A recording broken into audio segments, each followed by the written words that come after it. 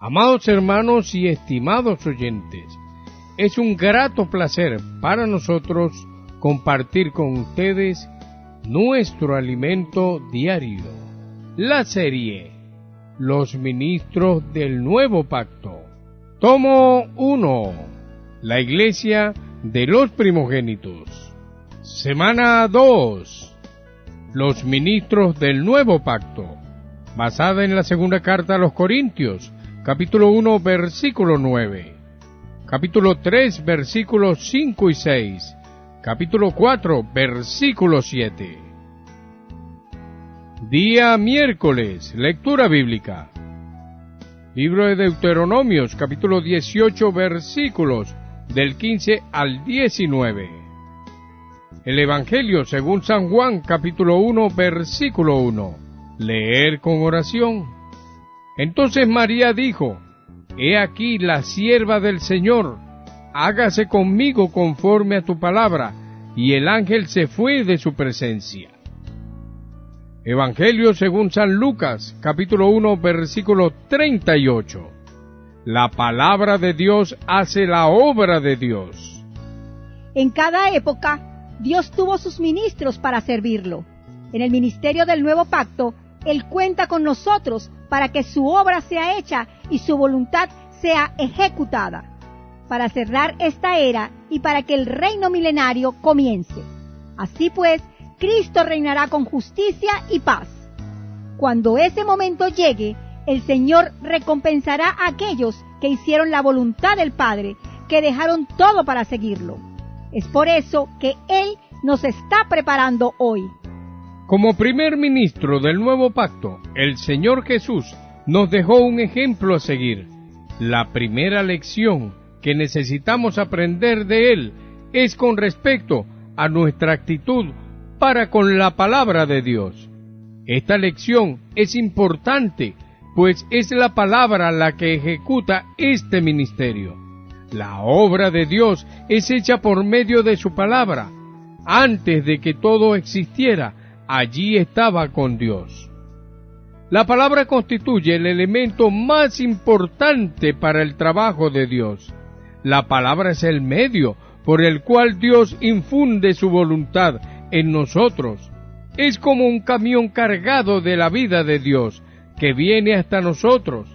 Sin embargo, si estamos distraídos y nuestra actitud para con ella es de menosprecio, cuando el camión cargado de riquezas espirituales llega a nuestra puerta para descargar el encargo de Dios para nosotros, se irá y nos quedaremos sin nada.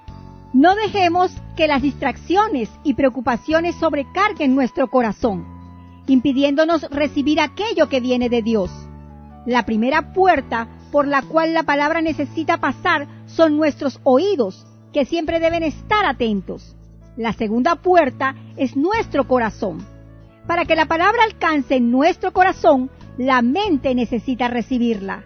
Esto hará que la emoción también se incline y pase a amar lo que viene de Dios.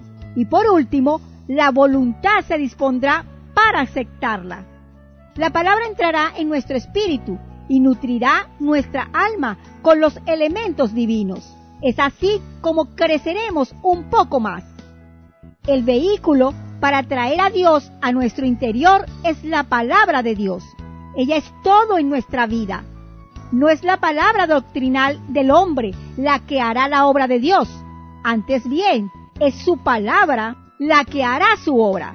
Es por eso, amados hermanos, que nuestra actitud para con ella es muy importante. Para que la palabra de Dios alcance su destino, es necesario que haya un profeta como portavoz. Al respecto, leamos: Profeta de en medio de ti y de tus hermanos, como yo, te levantará Jehová tu Dios. A él oiréis.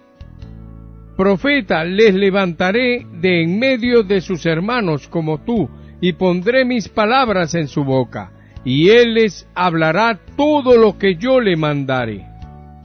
Hermanos, ese profeta que Dios levanta entre su pueblo no tiene la libertad de hablar lo que quiera, sino que es Dios quien pone las palabras en su boca. Esa es la palabra que hace la obra de Dios. Aquel que profetiza en la iglesia tiene que hablar solamente las palabras que vienen del Señor. Debemos considerar seriamente nuestra relación con esta palabra, pues cualquiera que no oyere mis palabras, que él hablare en mi nombre, yo le pediré cuenta. Por tanto, si no aprendemos este principio relacionado con la palabra de Dios, no lograremos entender el ministerio del nuevo pacto, ni mucho menos participar en él. Cuando habló sobre un profeta que Dios levantaría en medio de su pueblo para hablarle sus palabras, Moisés se estaba refiriendo al Señor Jesús, según lo que podemos leer. Porque si creyereis a Moisés, me creeráis a mí, porque de mí escribió él. Finalmente leemos, mas yo tengo mayor testimonio que el de Juan, porque las obras que el Padre me dio para que cumpliese, las mismas obras que yo hago dan testimonio de mí, que el Padre me ha enviado. La confirmación de que Jesús era un ministro del nuevo pacto enviado por Dios para traer su palabra, era el hecho de que sus palabras se cumplieron. Esa es la manera para identificar la palabra profética de Dios, aquella que nos trae su dirección para nuestra vida y cumple la voluntad de Dios. Alabado sea el Señor, pues hemos recibido esas palabras y testificado cuando se cumplieron en medio nuestro. ¡Aleluya! Pregunta: ¿cuál debe ser la actitud de un ministro del nuevo pacto para con la palabra? Buen disfrute.